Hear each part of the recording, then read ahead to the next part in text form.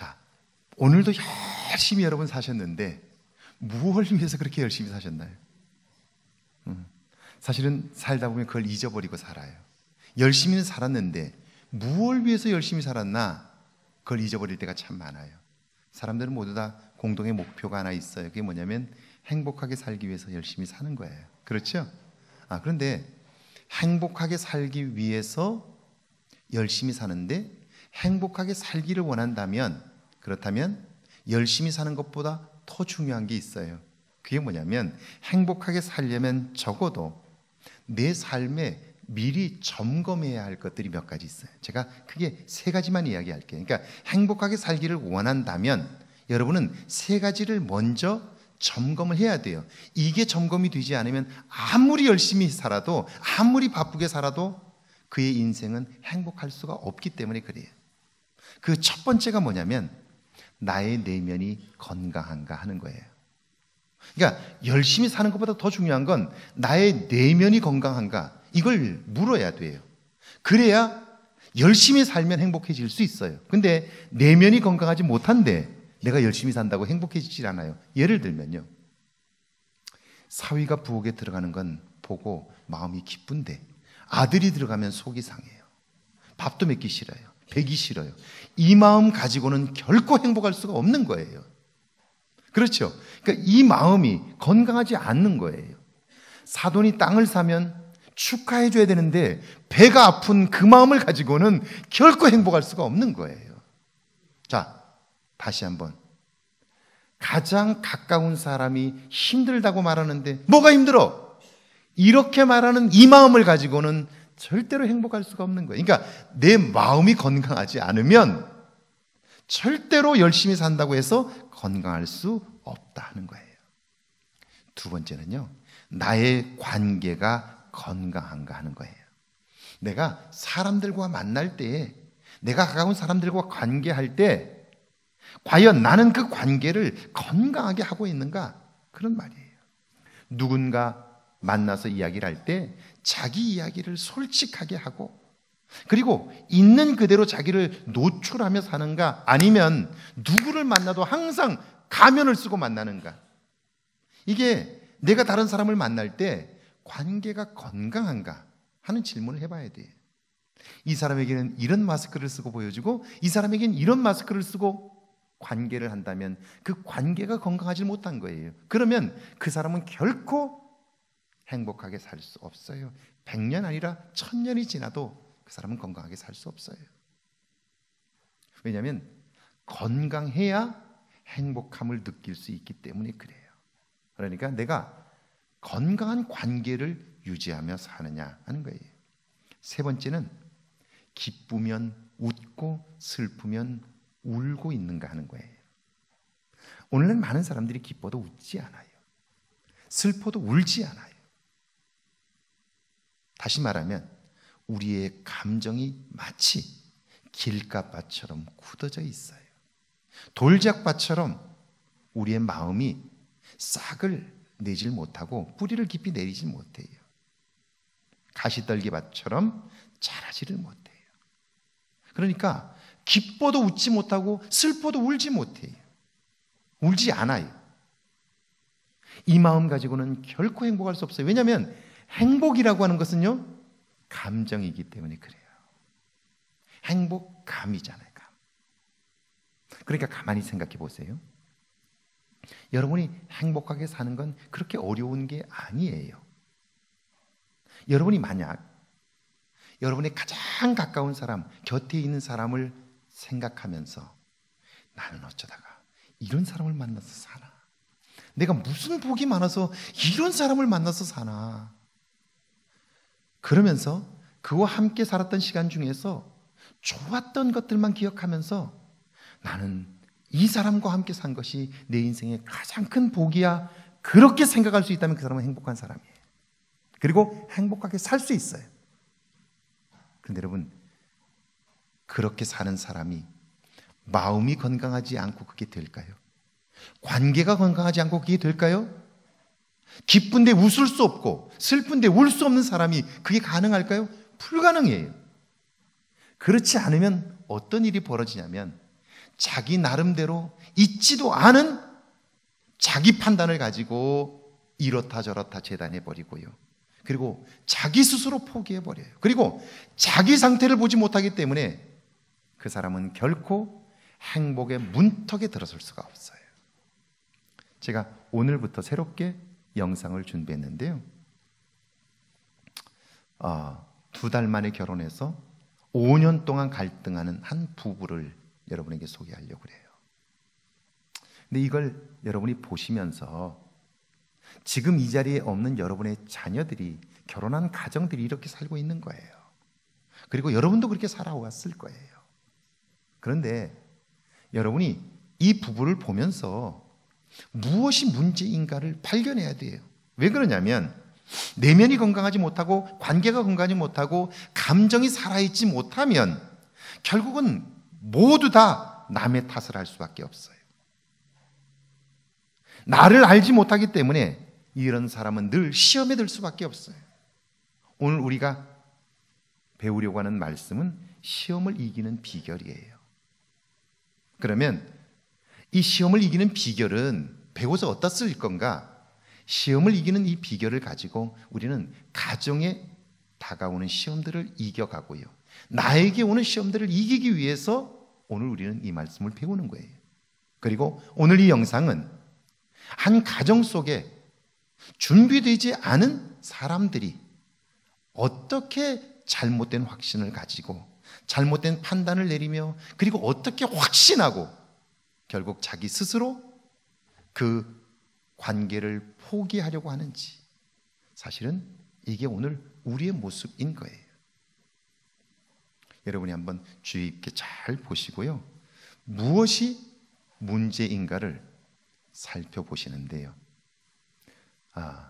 여러분의 자녀들이 지금 보이지 않는 곳에서 이렇게 살고 있다는 걸 여러분은 기억하시고요, 그리고 오늘 우리가 이렇게 살아왔다는 것을 생각하시면서 이제 남은 시간 어떻게 좋은 관계를 이룰 것이냐, 나의 내면을 어떻게 건강하게 할 거냐, 나의 감정이 생동감 있는 살아있는 감정으로 키워낼 수 있느냐, 이 생각을 가지고 이 영상을 한번 볼 수 있으면 좋겠어요. 한번 보시죠.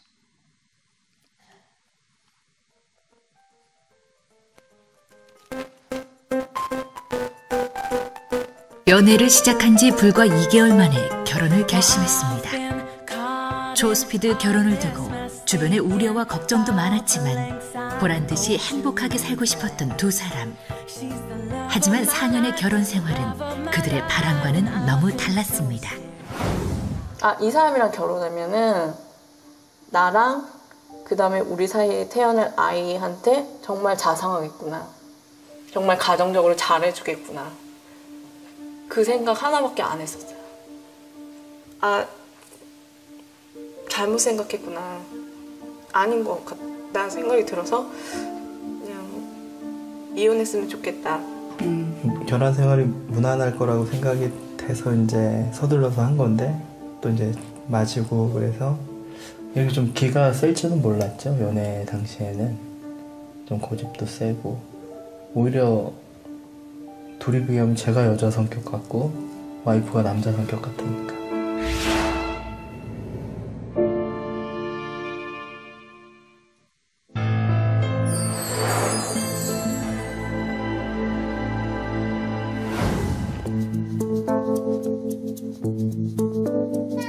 다녀오셨어요? 인사증? 맞벌이를 하는 부부는 아내가 퇴근할 때까지 시어머니의 도움을 받고 있습니다. 네. 여준아, 간다 할머니. 응, 안녕. 시어머니가 가시고 나면 이때부턴 엄마와 아이 둘만의 시간.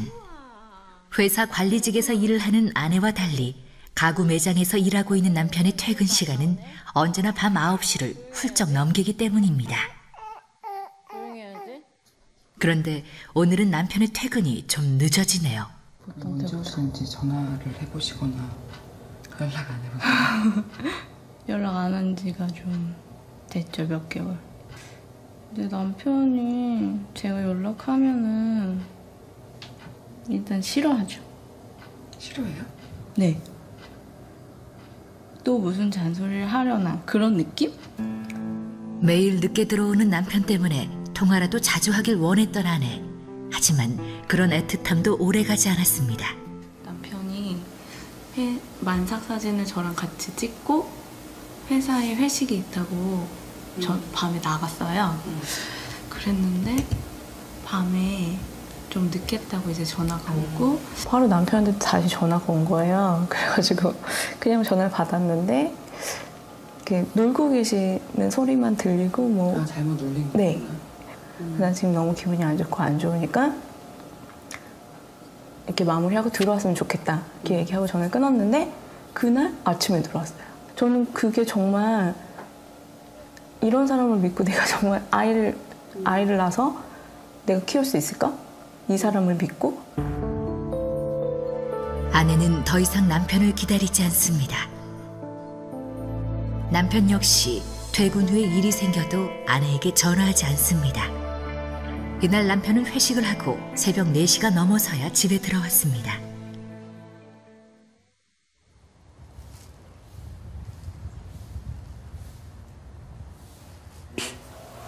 어디 갔어? 다음 날 부부 사이엔 아침부터 찬바람이 붑니다. 남자들 보통 이제 술 먹고 좀 늦을 수도 있는 거고 접대 자리니까 어차피 뭐 그거는 뭐 내가 나와서 외도를 하는 것도 아니고. 무거운 침묵 속에 시작되는 하루. 한때 치열했던 부부 싸움은 이제 침묵의 전쟁으로 바뀌었습니다. 개선하겠다고 말할 때마다 더 나빠지는 거예요. 더 늦게 들어오고 더 자주 술자리를 가고 자기 의지대로 좀 관철시키려고 그러는데 일부러 안 들어줬었죠. 왜 일본 안 들어주셨어요? 좀 뭐라 그래야 되지? 좀 기선제압이라 그래야 되나? 아빠 갔다 올게. 밥 맛있게 먹어. 아빠 안녕. 오늘도 남편은 아이에게만 인사하고 출근합니다. 부부는 이렇게 서로를 외면하고 있습니다.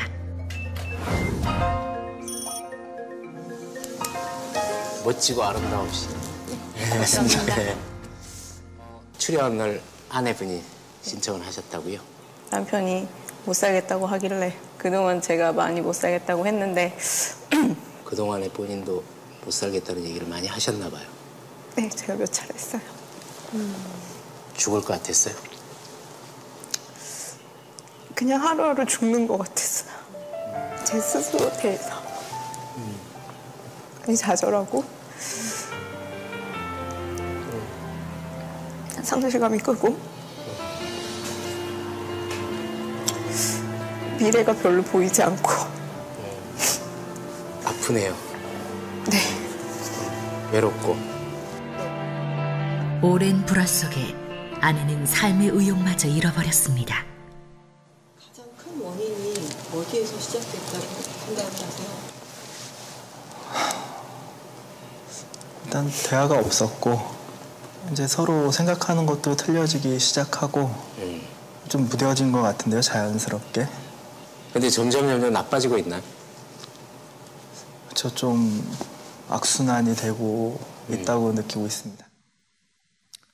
그러니까 여러분이 보셨는데 뭐가 문제인지 여러분마다 다 다를 거예요. 그런데 이 가정의 유형은 딱 3가지예요. 첫 번째, 문제 있는 가정, 갈등이 계속되는 가정이죠.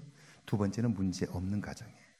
우리는 문제 없는 가정을 괜찮은 과정이라고 생각하는데 이건 역시 문제 있는 가정만큼이나 심각한 상황이에요. 문제 없다고 보여지지만 일방적으로 한쪽에서 승리해서 한쪽이 일방적으로 맞추는 가정인데 이건 시간이 지날수록 점점 그 가정은 위태로워져요. 어느 시점에서 이 가정은 한 사람이 한 사람을 포기해버리는 결과를 가져와요. 황혼 이혼이 대표적이에요. 사는 동안 별 문제가 없었어요. 그런데 어느 순간 더 이상 살 수 없다고 말하는 거예요. 지금 문제가 없어 보이는 가정들이 우리 교회 안에도 정말 많아요. 일방적으로 한 사람이 승리했기 때문이에요. 그런데 그 가정은 시간이 지날수록 점점 심각한 문제가 생겨요. 이 두 유형만 있는 게 아니고 세 번째, 행복한 가정이 있어요. 근데 우리는 우리 주변에서 행복한 가정을 별로 보지 못했어요. 자, 오늘 이야기하려고 하는 건 뭐냐면요, 이런 갈등이 있는 가정이나 또는 문제가 없는 이 두 가정의 당사자들은 엄청난 시험 앞에 있다는 사실을 본인들은 몰라요. 그때 그에게 찾아오는 시험들이 얼마나 큰가를 알지 못해요. 그리고 그때 그 시험에 넘어져서 내가 하는 말과 행동들이 상대방에게 얼마나 치명적인가를 알지 못해요. 제가 상담했던 한 케이스인데요, 아내가 일방적으로 남편을 이겼어요. 남편은 아내가 하라는 대로 해요. 그러니까 문제는 없어요. 그런데 그 남편이 아내가 했던 그 한마디 때문에 20년 이상을 가슴앓이를 했고요. 마지막 그 한마디를 절규하고 나서 집을 나가버렸어요. 그 한마디가 뭔지 아세요? 남편이 자기 얘기를 처음으로 했는데 시끄러! 듣기 싫어. 그 말이었어요. 20년 후에 그 아내에게 마지막 이 한마디를 되돌려주고 집을 나가버렸어요. 시끄러! 듣기 싫어! 아내는 집안이 잘 이끌어져 가는 줄 알았어요. 문제가 없었으니까요. 그런데 남편의 그 마음속에는 그 시간, 이젠 더 이상 함께 살 수 없다는 생각만 가득했고요. 어느 순간 결심이 서고요, 아내가 했던 그 한마디를 돌려주고는 떠나버렸어요. 자, 이 두 사람 다 이렇게 되었을 때 자기들에게 엄청난 시험이 왔다는 사실을 알지 못한 채 잘못된 확신을 확고하게 가지는 거예요. 자, 이게 한번 보실까요? 시험을 이기는 비결이 있습니다. 그래서 우리가 시험을 이겨야 된다는 거죠. 행복한 삶을 위해서 그래요. 밑에 같이 한번 읽어볼까요? 시작.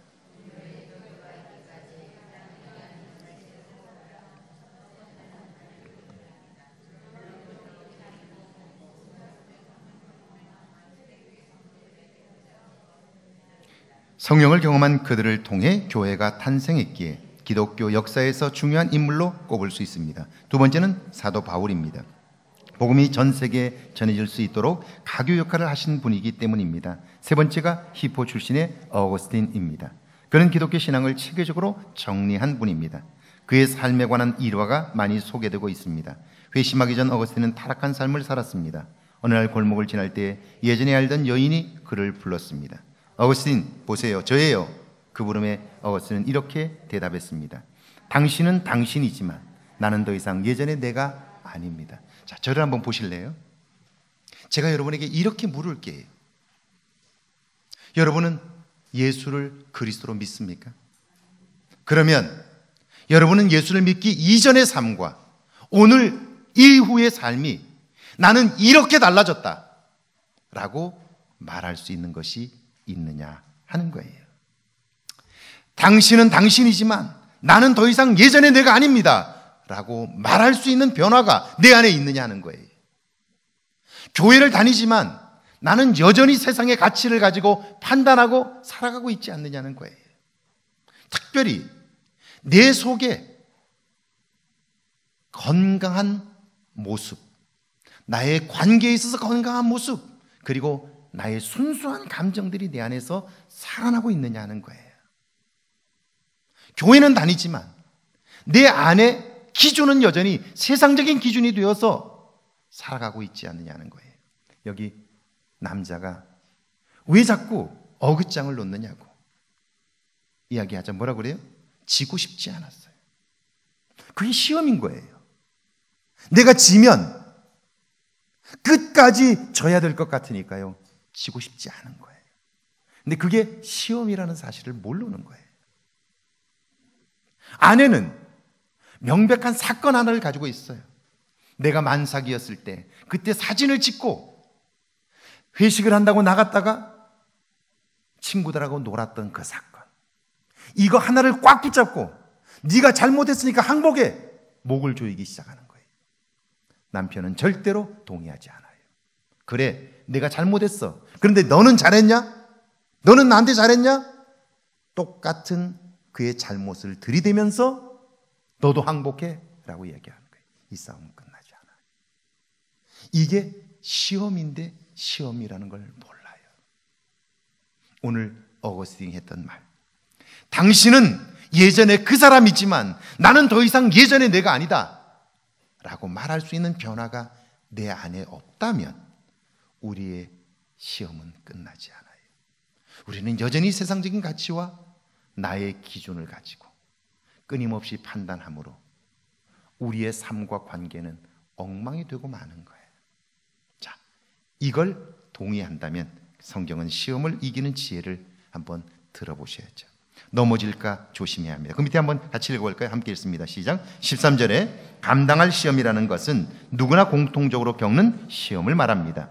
예측할 수 없고 평범한 시험이라는 뜻입니다. 따라서 적절하게 대처하면 얼마든지 극복할 수 있는 시험입니다. 그러나 우리에게는 아직 죄성이 있고 여전히 사단에게 노출되어 있기 때문에 조심해야 합니다.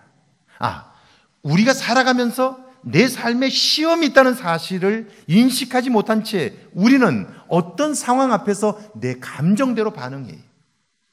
내 생각대로 판단해요. 제가 상담을 하면서 가장 많이 들었던 여자들의 변명이 뭔 줄 아세요? 여자들의 이야기가 뭔 줄 아세요? 이렇대요. 며칠을 봐주고 나서 이제는 한번 싸울 때가 되었다라고 판단한대요. 며칠을 참아주다가 이제는 한 번쯤 뒤집어야 되겠다는 생각이 들어서 그 시기가 되면 한 번쯤 뒤집는다는 거예요. 여러분, 그 시기는 누가 결정하는 거죠? 내가 결정해요. 그러면 그 시기를 내가 결정하면 그럼 그 뒤집어야 하는 대상을 고려하나요? 내 상황만 고려하지 상대방의 상황은 고려하지 않아요. 지금 상대방은 어떤 상황인데요?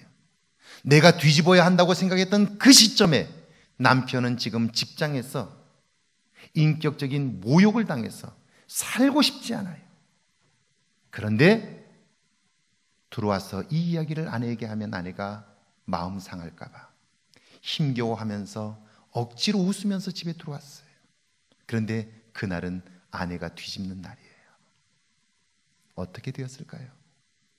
자, 내가 판단하는 그 순간 상대방을 볼 수 없는 거예요. 상대방의 감정을 읽을 수가 없는 거예요. 상대방의 상황을 알 수 없는 거예요. 그리고 나는 내 감정에 취해서 내가 하고 싶은 대로 하는 거예요. 어떤 일이 벌어질까요? 그날 그 남편은 치명적인 상처를 입어요. 돌이킬 수 없는 상황으로 가는 거예요. 그리고 남편 역시 그 상처로 인해서 잘못된 확신을 가져요. 아까 그 남편이 뭐라 그러죠? 이 인간은 기가 너무 세서 기가 너무 세서 그렇다고 그렇게 확신하는 거예요. 그러니까 어때요? 내가 이번에 밀리면 평생 밀리게 된다고요. 그래서 안 밀리려고 전투태세를 갖추고 싸우기 시작하는 거예요. 그때부터 가정은 뭐가 되죠? 전쟁터가 되는 거예요. 자, 시험에 이미 들은 거예요. 그런데 두 사람은 시험에 들었다는 사실을 모르는 거죠. 자, 그래서 넘어질까 조심해야 돼요. 시험이 있다는 사실을 늘 인식하지 않으면 우리는 사단의 종노릇을 할 수밖에 없는 거죠. 자, 그리고 경계하는 것만으로는 되지 않아요. 두 번째, 하나님의 신실하심을 믿어야 돼요. 같이 한번 읽어볼까요? 13절에 하나님은 미쁘사라는 말씀대로 하나님의 신실하심을 한번 약속하신 것은 반드시 지키는 것에서 끝까지 성결을 이루도록 하시는 것에서 악한 자에게서 지켜주시는 것에서 드러납니다. 하물며 시험에 빠졌을 때에야 더 말할 것이 없습니다. 이걸 믿는 일이 중요합니다. 하나님의 신실하심을 이때도 믿는 거예요. 내가 정말 상대방 때문에 너무 힘들고 어려울 때에도 하나님의 신실하심을 믿는 거예요. 그리고 하나님의 인도하심을 따르는 거예요. 그러면요, 이것으로 나의 감정을 제어하면 내가 판단하지 않고 하나님의 인도함을 받으면 그때 우리는요, 상대방의 마음, 상대방의 감정을 읽어낼 수 있어요. 그리고 상대방의 감정을 읽어내면 그때 내가 하는 말이 달라질 수 있어요. 여러분 생각해 보세요. 내가 관심을 가지고 상대방을 보니까 오늘따라 어깨가 푹 처져 있어요.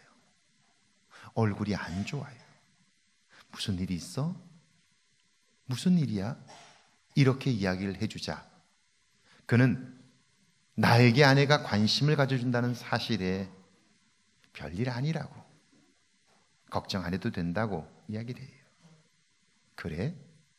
그러면 가서 차라도 한 잔 맛있게 끓여서 여보 오늘 저녁에 차 한 잔 하면 어때? 그리고 차 한 잔을 마시다 보면 그 이야기가 자연스럽게 나오는 거죠.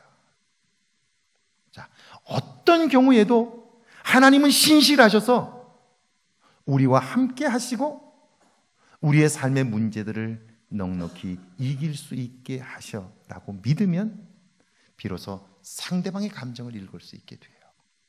시험을 이길 수 있게 되는 거예요. 그런데 우리는 하나님의 신실하심을 교회에서는 믿는데 집에서는 안 믿어요. 여기서는 믿는데 세상에서는 믿질 않아요. 그리고는 세상에서는 세상 방식으로 살아가는 거예요. 그러니까 우리는 시험에 들 수밖에 없는 거죠. 세 번째 한번 보세요. 시험을 이길 힘을 주신다는 사실을 확신해야 합니다. 같이 한번 읽어볼까요? 시작. 13절 마지막 부분, 시험 당할 때 피할 길을 내사 너희로 능히 감당하지 하게 하시느니라는 말씀은 하나님이 우리에게 시험을 허락하실 때 충분히 이길 수 있도록 능력 또한 주신다는 약속입니다. 이걸 믿고 확신할 때 우리는 시험을 이길 수 있습니다. 시험을 이길 힘을 주신다. 성경은 그렇게 말해요. 이걸 믿는 거예요. 자, 시험은 끊임없이 수시로 와요. 사단은 우리의 가정이 행복하게 사는 걸 절대 원치 않아요. 두 사람이 함께 교제하며 깊은 사랑의 관계를 이루는 걸 사단은 결코 원치 않아요. 끊임없이 의심하게 만들고 그리고 판단하게 만들어서 두 사람을 갈라놓으려고 해요. 목사와 교인을 갈라놓고 교인과 교인을 갈라놓아요. 끊임없이 그래요. 그래서 교회가 엉망이 되게 하고 가정이 엉망이 되게 해요. 관계를 깨뜨려서 세상이 엉망이 되도록 사단은 그렇게 유혹해 가는 거예요. 이걸 인식하지 못하면 우리와 우리의 가정들은 엉망이 되고 마는 거죠. 그때 시험을 이길 힘을 하나님이 주신다라고 믿으면 우리는요 그 시험을 넉넉히 이겨갈 수 있게 되는데요. 이 확신이 있으면 우리는 인내할 수 있어요. 견딜 수 있어요. 왜 자꾸 조급해질까요? 첫 번째는요, 내가 상대방을 고치려고 하기 때문에 사실은 조급해지는 거예요. 내가 고치려고 했는데 안 고쳐지는 거예요. 제가 전에 미국에 있을 때 신방을 갔어요. 신방을 갔더니 대신방 때였는데 남편이 휴가를 내가지고 대신방 한다고 기다리고 있는 거예요. 제가 갔다고 남편이 벌떡 일어나가지고 주방에서 그 다과를 준비하고 차를 끓이고 막 그래요. 부인은 소파에 앉아있고. 그래서 제가 그게 보기가 좋아서 진짜 보기가 좋다고 참 잘하신다고 그랬더니 소파에 앉아있던 부인이 이렇게 얘기하더라고요. 목사님 그렇게 하는데 20년 걸렸어요 그러더라고요. 20년 걸려가지고 가르쳤더니 이제 저만큼 한다는 거였어요. 제가 그 말을 듣고 얼마나 정말 속상했는지 몰라요. 여러분, 우리 남편이 또는 우리 아내가 우리의 조종에 의해서 그렇게 길들여지는 존재인가요? 내가 이렇게 하라면 이렇게 하고 저렇게 하라면 저렇게 하는 존재인가요? 여러분 그런 사람과 살고 싶으세요? 그건 애완견이죠. 그건 강아지죠. 사람이 아니에요. 사람은 하나님이 그만이 가질 수 있는 독특한 재능과 은사를 주셨지요. 내가 하라는 대로 하는 존재가 아니잖아요. 그렇게 되면 그 가정은 건강한 가정이 아니에요. 상대방은 있는 그대로 존귀한 존재인 거예요. 그걸 인정해 주어야죠. 그런데 내가 20년 동안 가르쳐서 그렇게 되었다고요? 저는 그 말 듣고 정말 너무너무 속이 상했어요. 그래서 제가 여러분 모르는 사람이니까 내가 이야기해 줄게요. 임기숙 집사님이에요. 임기숙 집사님. 여러분이 혹시 임기숙 집사님 애틀란타를 여러분이 여행하시다가 신문을 보면, 한국계 신문을 보면 임기숙이라고 얼굴도 나와요. 제가 얼마나 속이 상했는지 몰라요. 그래서 제가 집사님한테 집사님 그렇게 사는 거 아니라고. 상대방이 내가 시킨다고, 내가 조종한다고, 이렇게 하라면 이렇게 하고 저렇게 하면 저렇게 하는 존재냐고. 그런 남편과 사는 게 행복하냐고. 하나님이 주신 독특한 재능과 은사가 있는 건데요. 내가 조종하려고 하기 때문에 문제가 계속 생기는 거예요. 교회 안에도 그래요. 목사님이 이래야 된다 저래야 된다, 그 사람은 계속 시험에 들어요. 시험에서 벗어날 수가 없어요. 내 주변의 사람들은 이래야 된다 저래야 된다, 이 사람은 계속 시험에 들 수밖에 없어요. 그러니까 성숙한 사람이란 뭐냐면요, 나의 기준을 내려놓는 거예요. 그리고 상대방을 있는 그대로 받아들여 주는 거예요. 할렐루야. 어떻게 그럴 수 있어요, 목사님? 여기 보세요. 시험을 이길 힘을 누가 주세요? 하나님이 주시는 거예요. 자, 그래서 하나님의 말씀에서 지혜를 한번 얻어보세요. 자, 고린도전서 10장 7절에서 10절을 한번 같이 한번 읽어볼까요? 7절에서 10절입니다. 함께 읽습니다. 시작. 그들 가운데 어떤 사람들과 같이 너희는 우상 숭배하는 자가 되지 말라. 기록된 백성이 앉아서 먹고 마시며 일어나서 뛰는 다음과 같으니라. 그들 중에 어떤 사람들이 음행하다가 하루에 23,000명이 죽었나니 우리는 그들과 같이 음행하지 말자. 그들 가운데 어떤 사람들이 주를 시험하다가 뱀에 멸망하였나니 우리는 그들과 같이 시험하지 말자. 그들 가운데 어떤 사람들이 원망하다가 멸망시키는 자에게 멸망하였나니 너희는 그들과 같이 원망하지 말라. 자, 그들이 경험한 시험에는 어떤 것들이 있어요? 7절에 뭐가 있어요? 같이 한번 읽어볼까요? 시작. 너희는 우상 숭배하는 자가 되지 말라. 오늘 우리는 우상 숭배하지 않아요. 하나님을 믿기 때문이죠. 그런데 골로새 3장 5절은 탐심은 곧 우상 숭배다, 그렇게 말해요. 우리 속에 탐심이 들어와 있는데 그걸 알지 못하니까 우리의 내면이 지금 오염된 거예요. 건강하지 못한 거예요. 그런데 내 안에 지금 오염되었다는 사실을 모르니까 그걸로 판단해버리면 결국 어때요? 우리는 결국 시험에 들 수밖에 없는 거예요. 제가 여러분에게 물어볼게요. 여러분이 여러분의 남편을, 여러분의 아내를 판단한다고 할 때, 여러분 주변에 있는 사람들을, 다른 권사님들을, 다른 교인들을 판단하고 할 때, 여러분은 그 판단을 하기 전에 내 내면이 건강한가를 점검하시나요? 내가 하는 그 판단이 내 속에서 나온 것인데 과연 내 내면이 건강한가? 이 질문을 해보시나요? 이 질문을 하지 않고 판단하면 그 판단은 나도 모르는 사이에 새로운 시험이 되어 내 발목을 잡게 되는 거죠. 올무에 걸릴 수밖에 없는 거예요. 왜요? 내가 나도 모르는 사이에 탐심이 내 안에 자리를 잡아서 이 탐심이 나를 우상 숭배하도록 만들었는데 그런 나의 내면을 보지 못하니까 올무에 걸려버리는 거죠. 자, 8절 한번 읽어볼까요? 시작. 음행하는 자, 욕망의 시험에 무너진 자. 사실은요, 음행은 그 육체로 짓는 죄도 크지만 음행은 음행으로 인하여 상처받는 대상들이 있어요. 여러분, 법적으로 간통은 죄가 아니에요. 현행법으로. 그런데 성경은 그것을 아주 심한 죄라고 말해요. 왜요? 현실적인 법으로는 죄가 아닌데요. 그런데 성경은 그것을 죄라고 말씀해요. 왠 줄 아세요? 간통은 누군가의 마음을 상처를 내기 때문에 그래요. 간통으로 인해서 상처받는 사람이 있잖아요. 고통받는 사람이 있잖아요. 그런데 그걸 무시하고 내가 그 일을 했기 때문에 그것은 죄가 되는 거예요. 하나님이 엄히 경고하는 거예요. 내가 이미 시험에 든 거죠. 자, 9절 한번 읽어볼까요? 함께 읽습니다. 주를 시험하다가 뱀에게 멸망당했어요. 자, 주를 시험해. 하나님이 살아계시면 어떻게 그럴 수 있어? 우리 속에 이런 생각들이 얼마나 많은지 몰라요. 하나님을 믿는다고 말하지만 우리 속에는 신앙과 관련되어서 잘못된 생각들이 얼마나 많은지 몰라요. 잘못된 이 확신을 믿음처럼 지켜가려고 그렇게 살고 있어요. 그 중에 제가 여러 개를 알고 있어요. 많은 사람들이 이렇게 생각해요. 우리 하나님의 성경을 같이 배웁시다. 말씀을 배웁시다. 그러면 바빠서 안 된대. 그럼 시간을 좀 내시라고. 내가 맞춰보겠다. 그러면 뭐라는 줄 아세요? 아이고 그거 뭐 배운다고 뭐 달라지냐고 이렇게 생각해요. 자, 그러면 이건 하나밖에 모르는 거예요. 그러면 배워서 달라지지 않는다면 안 배우면 달라지나요? 어때요? 안 배우면 달라지나요? 그런데 그 생각은 하지 않는 거예요. 그리고 우리는 그걸 진리처럼 받아들여요. 그리고 그걸 붙잡고 사니까요, 끊임없이 시험에 빠지는 거예요. 시험에 빠지는 거예요.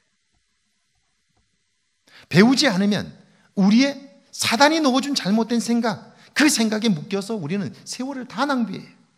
제가 대표적으로 그런 사람이에요. 제가 5살 때부터 교회를 다녔다고 그랬잖아요. 그죠? 보통 열심히 다닌 게 아니에요. 제가 5살 때부터 교회를 다닐 때 5살부터 제가 새벽 기도를 한 사람이에요. 부모님 등에 업혀서 간 게 아니고 제가 스스로 발로 가서 걸어서 새벽 기도를 시작한 거예요.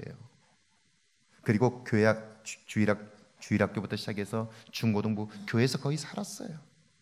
고등학교 때도 거의 교회 지하실에서 살았어요. 제 방이 없었기 때문에, 공부방이 없었기 때문에 그냥 교회 지하실에서 먹고 자고 살았어요. 그리고 교회에 유리창 깨지거나 교회에 무슨 돌볼 일이 있으면 그거 다 하고, 비가 와서 흙이 파이면 흙 실어다가 다 메우고 교회 학교하고 성가대하고 그렇게 살았어요.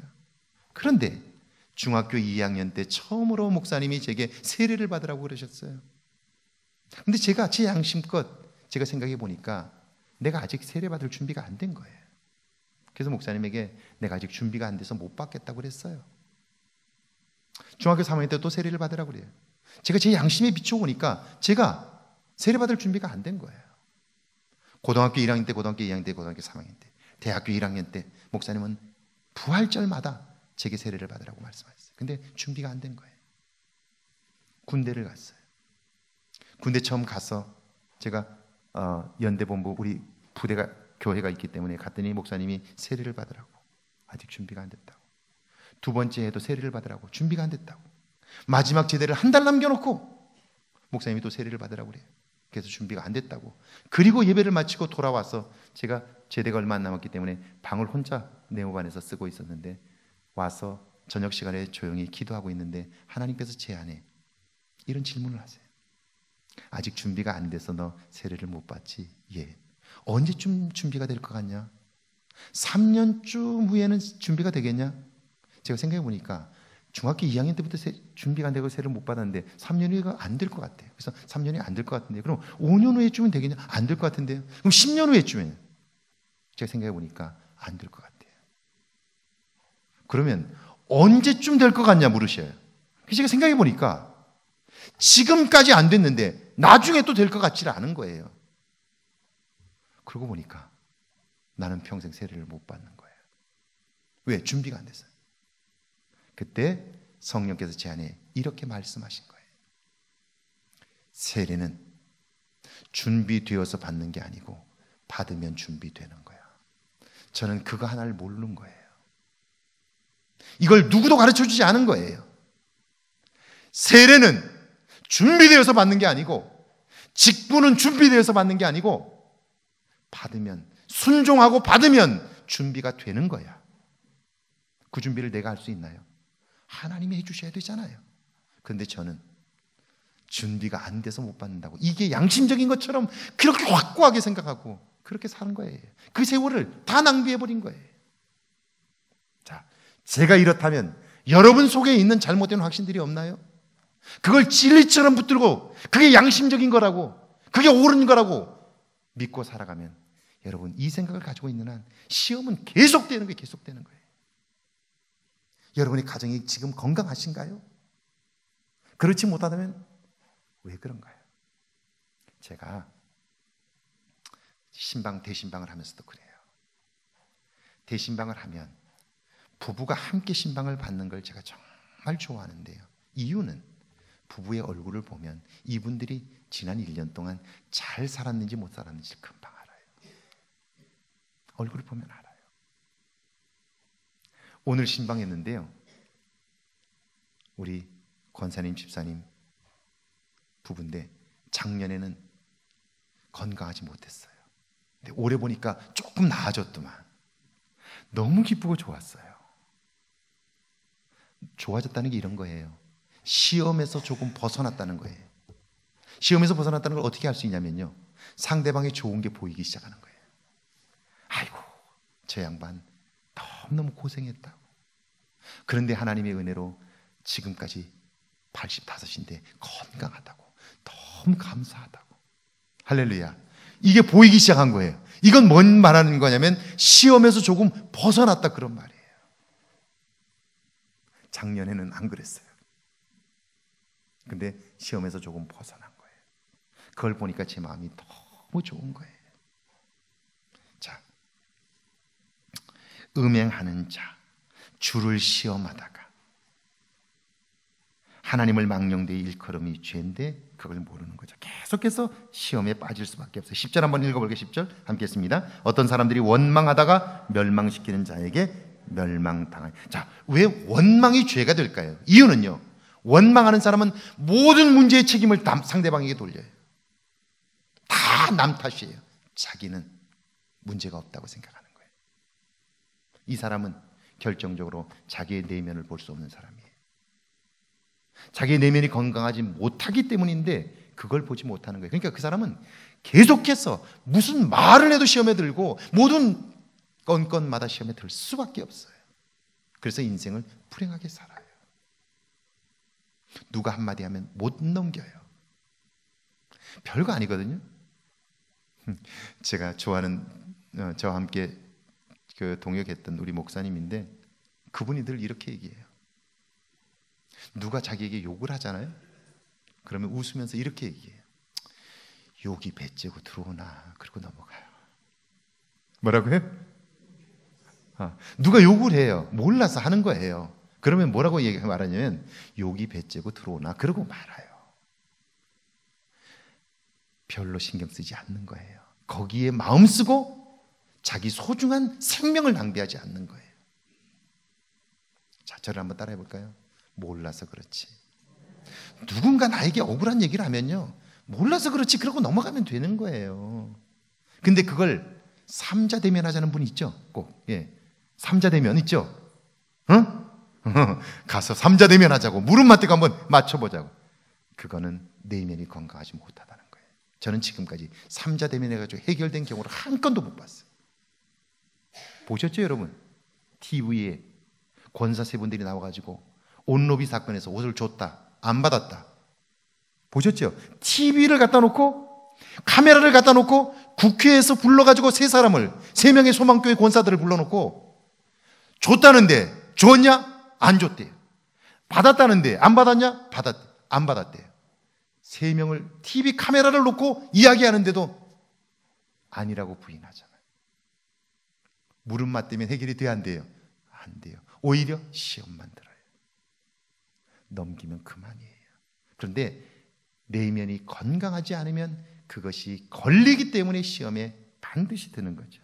자, 시험을 이기는 비결이에요. 12절입니다. 같이 읽어볼까요? 시작. 그런즉 선줄로 생각하는 자는, 자, 첫 번째가 선줄로 생각.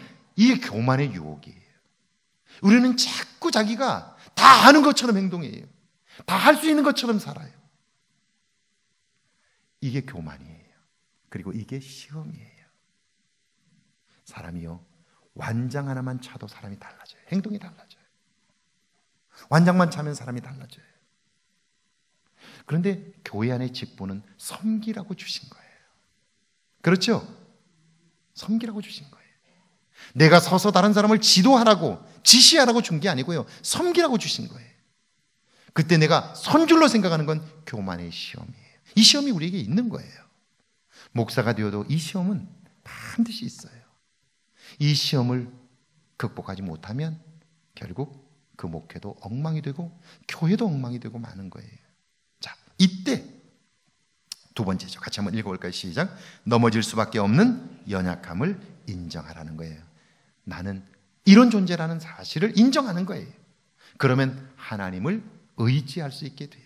여러분, 언제 행복하냐면요, 내가 곁에 있는 사람에게 또는 가장 가까운 사람에게 내가 이런 말을 할 수 있을 때, 나는 무슨 복이 있는지 몰라. 어쩌다가 당신 같은 사람을 만나서 사는지 몰라. 당신 고마워. 이렇게 말할 수 있는 사람은 그 사람의 삶이 행복해요. 나는 무슨 복이 있어서 이런 교인들을 만나서 사나. 이런 목사는 행복해요. 나는 무슨 복이 많아서 이런 성가대와 함께 사나. 이런 오카리나 팀하고 매일 음악을 들으면서 수요일마다 예배를 드리나. 이렇게 생각하면 행복해요. 아멘이시죠? 그런데 내가 지금 이 시골에 와서 살아야 되나? 내가 적어도 설교를 이만큼 잘하는데 이걸 알아먹을 사람들한테 가서 설교해야지. 이 순간 그는 그 생각을 버리지 않는 한 그는 시험에 빠질 수밖에 없고 그의 삶은 불행해요. 행복할 수가 없어요. 그런데 여러분, 더 불행한 사람은 어떤 사람이냐면 자기는 여기에 수준이 안 맞다고 생각하면서 거기에서 벗어나지도 못하는 사람. 이건 정말 불행한 사람이에요. 제가 우리 후배들에게 하는 얘기예요. 개척교회 안 된다고 막 얘기를 해요. 그러면 안 되면 그만둬야 되거든요. 그만두지도 못하면서 개척교회 안 된다고 말하는 그 사람은 얼마나 불행한지 몰라요. 안 되는 걸 하지 말아야 되잖아요. 그래야의 삶을 살 수 있는데 안 된다고 기껏 얘기하고 나서 자기는 거기를 떠나지도 못해요. 이 사람이 얼마나 불행한 사람이에요.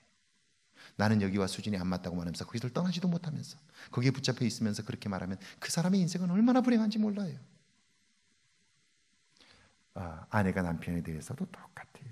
자, 하나님을 기억하십시오. 13절 한번 같이 읽어볼까요? 시작. 감당 못할 시험은 그리고 반드시 하나님은 피할 길을 내신다. 이걸 믿는 거예요. 그래서 이 믿음이, 여러분, 이 믿음이 바보 온다를 위대한 장군으로 만들고요. 그리고 누구를 만나도 이 믿음이 한 사람의 생명을 꽃피게 할 수 있는 거예요.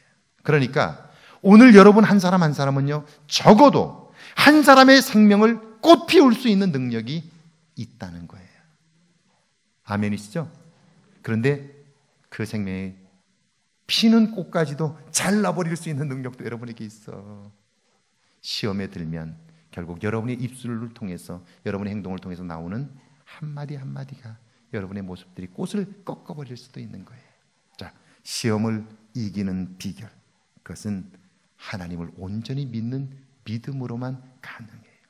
제가 다음 주에 영상을 보여드리고 실제로 시험을 이긴 저희 교회 집사님, 전에 있었던 교회 집사님 부부의 이야기를 들려드릴게요. 시험을 이기면 이런 일들이 일어나요. 여러분에게 이제 한 주간 동안 시험을 이기는 은혜가 있기를 바라고요. 여러분, 이 사순절에 이렇게 한번 기도해 보세요.